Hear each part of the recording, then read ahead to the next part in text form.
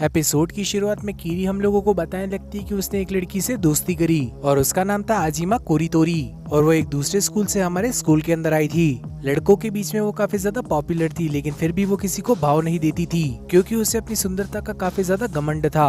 और एक दिन वॉलीबॉल मैच के दौरान कीरी के दोस्तों ने उससे पूछा, कीरी, क्या तुम सचमुच में आजिमा के साथ घूमती हो?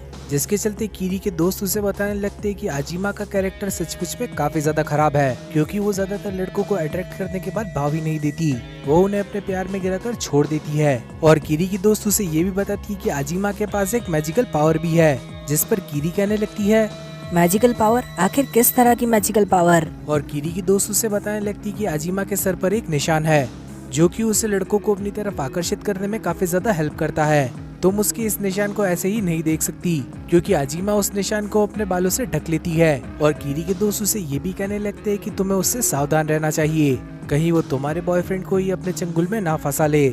और हमारा सुइचिरो ही कीरी का बॉयफ्रेंड है। और अचानक से आजिमा कीरी के सामने आ जाती है। आजिमा कीरी से कहने लगती कि चलो हम लोग क्लास में चलते हैं क्योंकि बेल बज चुकी है। और कीरी भी उसके साथ जाने को मान जाती है, जिसके चलते आजिमा अब अपना चेहरा धोने लगती है। और तभी हम आजिमा के सर पर वो निशान भी देख सकते हैं जो कि कीरी की फ्रेंड ने उसे बताया था। और कीरी आजिमा के उस निशान को देखने के साथ ही काफी ज्यादा कंफ्यूज्ड हो जाती है। आजिमा अब कीरी को देखकर कहने लगती है कि क्या तुम अभी इसी निशान के बारे में बात कर रही थी अपने दोस्तों से? तुम्हें उन लोगों की बात पर विश्वास करने की जरूरत नहीं है क्योंकि वो सभी लोग बेवकूफ है। जिस पर कीरी आजिमा से कहने लगती है कि ऑफ कोर्स मैं उनकी बात पर विश्वास नहीं करती, तो तुम्हें चिंता करने की जरूरत नहीं है। आजिमा कहने लगती है कि बिल्कुल ऐसा ही होना चाहिए, लेकिन ये निशान मेरे लिए जरा सा महत्व रखता है। जब मैं छोटी थी तब अपने क्रश को इम्प्रेस करने के चक्कर में मैं रस्सी पर चलने लगी, लेकिन अपना बैलेंस ना बनने की वजह से मैं रस्सी से नीचे गिर गई, जिस वजह से मेरे सर पर ये चोट लग गई। लेकिन इस निशान के आने के बाद सबसे अच्छी बात ये थी कि मेरी अपने क्रश से बात हो गई। और उसी दिन के बाद से मुझे ये लगने लगा कि इस निशान के अंदर जरा सी मैजिकल पावर्स मौजूद है। और उस दिन के बाद से ही मेरे पास हर वो एक लड़का है जिसे मैं पसंद किया करती थी। और कीरी आजिमा की ये बात सुनने के साथ ही चुप हो जाती है। अगले दिन कीरी किसी से मिलने के लिए जा रही थी और तभी उसके पीछे से आजिमा आ जाती है। आजिमा कीरी के पास आकर उससे कहने लगती कि क्या कीरी आज हम लोग एक साथ नहीं जाने वाले थे? लेकिन कीरी कहने लगती कि सॉरी, आज मैं तुम्हारे साथ नहीं आ सकती क्योंकि मुझे किसी और से मिलने जाना है। और तभी आजिमा काफी ज्यादा एक्साइटेड होकर कहने लगती कि मुझे पता है कि ये चीज तुम्हारे बॉयफ्रेंड के ऊपर ही है और मुझे उसका नाम भी पता है जो कि है सुइचिरो, और वो दूसरे टाउन के हाई स्कूल के अंदर जाया करता है। शायद मैंने उसे हमारे शहर के स्टेशन पर भी देखा है, तो क्या तुम मुझे उससे नहीं मिलवाओगी? प्लीज कीरी, प्लीज मुझे उससे मिलना है। और कीरी तभी कहने लगती कि हाँ लेकिन, और आजिमा कहने लगती कि लेकिन क्या? और कीरी उसे बताने लगती कि हाल फिलहाल में वो स्कूल नहीं जा रहा है क्योंकि इन दिनों उसका एक्सपीरियंस काफी ज्यादा बुरा चल रहा है और कुछ ही समय पहले उसने अपने पेरेंट्स को भी खोया है। जिसके चलते कीरी हमें बताने लगती कि वो आजिमा को सुइचिरो से मिलवाने में काफी ज्यादा इनसिक्योर थी क्योंकि उसे डर था कि वो कहीं उसे अपने प्यार के जाल में ना फंसा ले। जिसके चलते ये दोनों ही सुइचिरो के घर पर पहुंच जाते हैं और सुइचिरो एक अंधेरे कमरे से बाहर निकलता है। अपने दोनों पेरेंट्स को खो देने के बाद सुइचिरो की हालत सचमुच में काफी ज्यादा बुरी हो चुकी थी और कीरी अब सुइचिरो को आजिमा से इंट्रोड्यूस करती है। और आजिमा का हाथ मिलाने के साथ ही सुइचिरो को उसके अंदर का नेगेटिव ऑरा महसूस होता है और आजिमा यहाँ पर उस पर लाइन मारने लगती है, लेकिन सुइचिरो उसके नेगेटिव ऑरा से सचमुच में काफी ज्यादा डर जाता है। जिसके चलते वो आजिमा को अपने घर से बाहर निकल जाने को कहने लगता है। कीरी ये देख सुइचिरो से पूछने लगती है कि आखिर तुम्हारे साथ क्या हुआ है? और सुइचिरो आजिमा से कहने लगता है कि आज के बाद यहाँ पर मत आना, चुपचाप यहाँ से चली जाओ। जिसके चलते कीरी और आजिमा अपने घर जाने लगते हैं। कीरी आजिमा से कहने लगती है कि सुइचिरो के लिए मुझे माफ कर देना, वो सचमुच में काफी ज्यादा बुरे समय से गुजर रहा है। और आजिमा भी कहने लगती है कि मैं समझ सकती हूँ, वो सचमुच में काफी ज्यादा डिप्रेस लग रहा था। और रात के समय कीरी सुइचिरो को कॉल करती है। कीरी सुइचिरो से कहने लगती है कि आज सचमुच में तुमने आजिमा को काफी ज्यादा डरा दिया था। लेकिन सुइचिरो कहने लगते हैं कि आजिमा के अंदर उससे काफी ज्यादा नेगेटिव ऑरा महसूस हो रहा था। ये बिल्कुल वैसा है जैसे कि आप छत पर चढ़कर नीचे देख रहे हो या फिर आप एक स्पाइरल के अंदर धंसते चले जा रहे हो। और सुइचिरो कीरी से ये भी कहने लगता है कि तुम्हें आजिमा से सावधान रहना होगा, वो सचमुच में काफी ज्यादा अजीब है। और तभी डर के मारे सुइचिरो कॉल को काट देता है। सुइचिरो अपने मन में कहने लगता है कि आजिमा एक स्पाइरल है, वो स्पाइरल कर्स है। और तभी सुइचिरो के घर पर कोई नॉक करता है, जिसके चलते सुइचिरो सोचने लगता है कि आखिर इस वक्त यहाँ पर कौन आया होगा। और दरवाजा खोलने पर उसे मालूम चलता है कि वहाँ पर आजिमा खड़ी हुई थी और आजिमा को अपने सामने देख सुइचिरो के पसीने छूट जाते हैं। आजिमा सुइचिरो से कहने लगती है कि तुम पहले ऐसे लड़की हो जिसने मेरे साथ ऐसा बिहेव किया है, आखिर मेरे अंदर ऐसा बुरा भी क्या है? लेकिन सुइचिरो फिर भी आजिमा को अपने घर से बाहर निकलने को कहने लगता है। और आजिमा सुइचिरो से कहने लगती कि आखिर तुम मुझे इस तरह से रिजेक्ट कैसे कर सकते हो। और तभी सुइचिरो को आजिमा के सर पर एक स्पाइरल दिखता है, जिसके चलते सुइचिरो और भी पागलों की तरह चिल्लाने लगता है। सुइचिरो आजिमा से कहने लगता है, तुम सचमुच में अपने सर पे कुछ न कुछ छिपा रही हो। और आजिमा कहने लगती है कि क्या तुम इस निशान के बारे में बात कर रहे हो? मुझे लगता है शायद किरी ने तुम्हें इस बारे में बताया होगा। और सुइचिरो फिर से चिल्लाते हुए कहने लगता है, चली जा डायन, तेरे सर पर तो एक स्पाइरल है। और जैसे ही आजिमा अपने बाल हटाती है तो हम लोग भी वहाँ पर एक स्पाइरल देख पाते हैं। और सुइचिरो कहने लगता है कि मुझे मालूम था तुम्हारे सर पर एक स्पाइरल है और इसी के अंदर से तुम्हारी नेगेटिव एनर्जी बाहर आ रही है। जिसके चलते आजिमा अपना चेहरा आईने के अंदर देखने लगती है।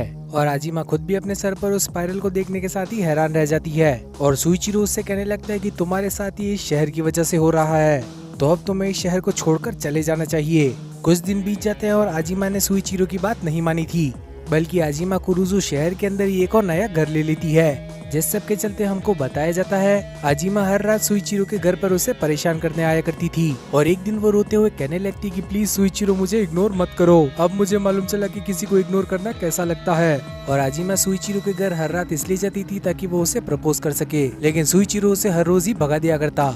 और अगले दिन कीरी की मुलाकात आजिमा से हो जाती है। कीरी अब आजिमा से कहने लगती कि मैं नहीं चाहती कि अब तुम सुइचिरो से मिलो। और आजिमा कीरी से कहने लगती कि मैं उससे अब मिलना बंद नहीं करूंगी, क्योंकि अब मुझे भी वो काफी ज्यादा पसंद है। और अचानक से वहाँ पर एक छोटा सा टॉर्नेडो आ जाता है, जिस वजह से आजिमा के बाल उड़ने लगते हैं। और हम लोग देख पाते हैं कि उसका छोटा सा स्कार अब काफी ज्यादा बड़ा हो गया था। और कीरी सोचने लगती कि इसके सर पर तो एक स्पाइरल है। और तभी आजिमा वहाँ से भाग जाती है। कीरी अब आजिमा को रोकने की कोशिश करने लगती है, लेकिन आजिमा एक रूम के अंदर छुप जाती है। और तभी वहाँ पर एक लड़का आ जाता है। वो लड़का कहने लगता है कि मेरा नाम है ओकादा, मैं क्लास C से हूँ और मैं चाहता हूँ कि प्लीज तुम मेरे साथ डेट पर चलो। लेकिन आजिमा कहने लगती कि मैंने तुम्हें पहले भी मना किया था। और ओकादा कहने लगते कि मैं तुम्हारे बिना नहीं जी सकता, लेकिन आजिमा फिर भी उसकी बात का कोई जवाब नहीं देती। और उस दिन के बाद से कीरी रोज आजिमा के घर जाया करती, लेकिन आजिमा ने कभी भी दरवाजा नहीं खोला। और कुछ दिन बाद सुइचिरो कीरी को कॉल करता है। सुइचिरो कीरी से कहने लगता है कि क्या तुम किसी ओकादा नाम के लड़के को जानती हो, क्योंकि उसने मुझे कॉल किया है और मुझे एक जगह पर मिलने के लिए बुलाया है। और उसे सुनकर ऐसा लग रहा था कि उसका तुम्हारे ऊपर क्रश है। कीरी सुइचिरो से पूछने लगती है कि आखिर उसने तुम्हें किस जगह पर बुलाया है। और सुइचिरो बताने लगता है कि उसने मुझे एक पार्क में बुलाया है। और कीरी भी अपने घर से उस पार्क के लिए निकल जाती है। और रात में पार्क के अंदर उसे एक लड़की दिखती है और वो उस लड़की को पुकारते हुए कहने लगती कि आजिमा क्या तुम हो। और तभी आजिमा कीरी की तरफ मुड़ जाती है और कीरी कहने लगती कि मुझे मालूम था कि ये तुम ही हो। और आजिमा कहने लगती कि मुझे अपनी एक आंख से कुछ भी दिखाई नहीं दे रहा। और जैसे ही आजिमा अपनी हैट उतारती है तो कीरी को एक काफी ज्यादा शॉकिंग चीज दिखती है। कीरी नोटिस करती है कि आजिमा का स्कार काफी ज्यादा बड़ा हो चुका था। और कीरी ये चीज देखकर इतना ज्यादा डर जाती है कि वो उस जगह पर ही बेहोश हो जाती है, जिसके चलते हम लोगों को सुइचिरो दिखाया जाता है, जिसकी मुलाकात ओकाडा से हो जाती है। सुइचिरो ओकाडा से कहने लगता है कि आखिर तुमने मुझे यहाँ पर क्यों बुलाया है। और ओकाडा कहने लगता है कि वो इस जगह पर आती ही होगी। और तभी उसके पीछे से आजिमा आ जाती है। आजिमा को अपने सामने देखने के साथ ही ओकाडा कहने लगते है कि मैंने तुम्हारा काम कर दिया है, तो क्या अब तुम मेरे साथ डेट पर चलोगी। और आजिमा उससे कहने लगती है कि मुझे अब तुम्हारी कोई जरूरत नहीं है, चुपचाप अपने घर भाग जाओ। और ओकाडा कहने लगता है कि तुमने मुझसे वादा किया था कि अगर मैं सुइची को यहाँ पर लेकर आ जाऊंगा तो तुम मेरे साथ डेट पर चलोगी। और ये बात सुनने के साथ ही आजिमा हंसने लगती है, जिसके चलते ओकाडा आजिमा को एक जोर का मुक्का मार देता है। और ओकाडा जोर से चिल्लाता है कमीनी, जिसके चलते हम लोग देखते हैं कि आजिमा के सर का स्पाइरल और भी ज्यादा बढ़ चुका था। और सुइचिरो और ओकाडा जैसे ये चीज देखते तो उन दोनों का ही दिमाग खराब हो जाता है। और ओकाडा जैसे उस स्पाइरल को टच करने की कोशिश करता है, उसकी बॉडी आजिमा की बॉडी के अंदर घुस जाती है। और तभी वहाँ पर कीरी आ जाती है। कीरी चिल्लाते हुए कहने लगती है कि सुइचिरो क्या तुम इस जगह पर हो। और सुइचिरो भी चिल्लाते हुए कहने लगता है कि यहाँ देखो मैं पेड़ के ऊपर हूँ। कीरी सुइचिरो से पूछने लगती है कि आखिर तुम पेड़ के ऊपर क्या कर रहे हो। और सुइचिरो बताने लगता है कि आजिमा ने ओकाडा को निगल लिया। और तभी कीरी अपनी दूसरी साइड देखती है और तभी उसे एक बहुत बड़ा झटका लगता है, क्योंकि आजिमा अपने पूरे शरीर को ही खा रही थी। और धीरे धीरे कर आजिमा की बॉडी का स्पाइरल उसे ही पूरी तरह से खा जाता है। और आखिर में कीरी हमें नरेट करते हुए बताती है कि इसी तरह से आजिमा का पूरी तरह से अंत हुआ।